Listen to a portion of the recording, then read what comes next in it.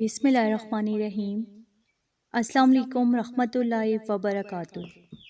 دولت کی ایسی ریل پیل ہوگی کہ رزق سنبھالا نہیں جائے گا۔ بس سونے سے پہلے یہ ایک دعا پڑھ لیں جو حضرت امام موسیٰ کاظم رحمۃ اللہ علیہ نے پڑھنے کو کہا تھا۔ ناظرین، دنیا میں ہر انسان یہ چاہتا ہے کہ اس کے رزق میں کبھی بھی کمی نہ آئے۔ اگر اسے وافر مل رہا ہوتا ہے تو تب بھی اس میں اضافے کی کوشش میں لگا رہتا ہے۔ تو ایسے میں وہ لوگ جنہیں تنگی رزق کا سامنا ہوتا ہے وہ بھی اسی تگو ودو میں لگے ہوتے ہیں، یعنی اسی کوشش میں رہتے ہیں، لیکن ان کی امید بڑھ نہیں آتی۔ تو جن کی روزی میں تنگی ہو اور وہ چاہتے ہیں کہ خزانہ غیب سے ان کی مدد ہوتی رہے، دولت میں اضافہ ہو، تو یہ وظیفہ پڑھیں: سبحان اللہ العظیم و بحمدہ استغفر اللہ۔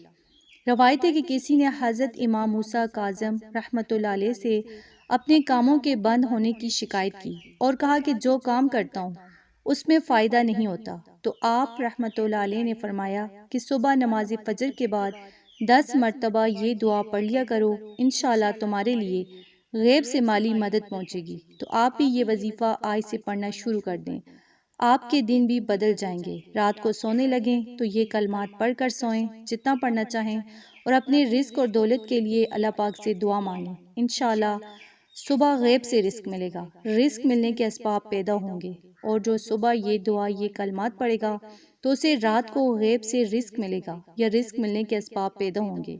یہ وہ کلمات ہیں جو اللہ کو محبوب ہیں، اللہ کو بہت زیادہ پیارے ہیں۔ ان کو پڑھنے سے نہ صرف آپ کو رزق ملے گا، دولت ملے گی، بلکہ جو مانگیں گے آپ کو ملے گا: عزت، دولت، صحت، شہرت، لمبی عمر۔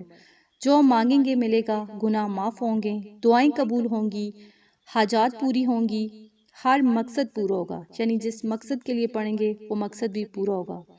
نیز صبح شام رات کو دین کو یہ کلمات پڑھنے کا معمول بنا لیں، انشاءاللہ آپ کا نصیب، آپ کی تقدیر بدل جائے گی۔